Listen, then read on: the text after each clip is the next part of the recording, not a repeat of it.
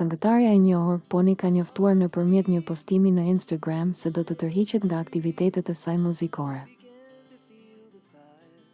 Po ashtu, Poni ka ndarë edhe arsyen e kësaj tërheqje.